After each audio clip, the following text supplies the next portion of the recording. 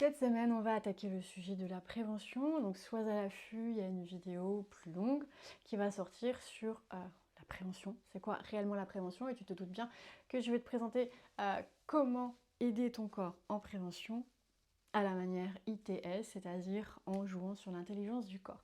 Donc dans cette optique-là, je voudrais mettre en avant des choses sur par exemple les intolérances alimentaires, tout ce qui est maladie de Crohn, tout ce qui est pathologie au niveau du côlon, côlon irritable, côlon perméable, etc., etc.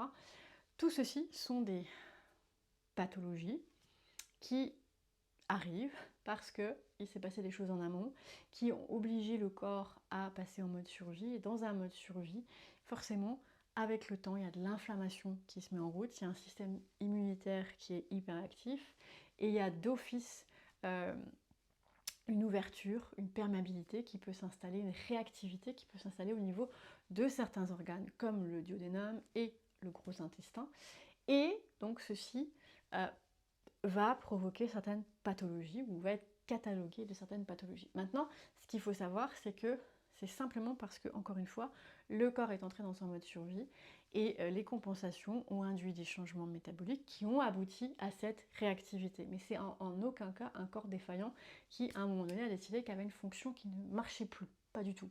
C'est simplement parce qu'il y a d'autres choses que le corps a dû compenser, et bien à un moment donné, il faut qu'il néglige certaines choses ou il faut qu'il utilise plus certaines fonctions et ceci va aboutir à des taux inflammatoires qui vont augmenter, un système immunitaire hyperactif, un système digestif plus ralenti et le tout peut donc aboutir à des intolérances, des allergies, des maladies de Crohn, etc. Donc dans un premier temps, supprimer par exemple les aliments allergènes ou éviter certains aliments va donner un break au corps, c'est-à-dire va lui permettre de ne pas toujours être en réactivité. Mais ça va en fait le maintenir dans un certain seuil, ça ne va jamais lui permettre de redescendre. Si on veut permettre au corps de redescendre, alors à ce moment-là, il va falloir passer dans sortir du mode survie.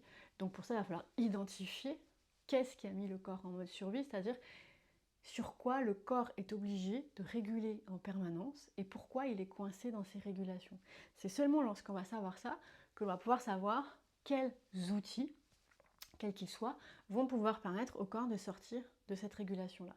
Maintenant, les outils, il n'y en a pas 36 000, c'est des outils qui vont permettre au corps de se détendre. Mais quand je parle de détente, c'est pas c'est une détente en profondeur qui permet alors au corps de retrouver une fonction neuromusculaire normale.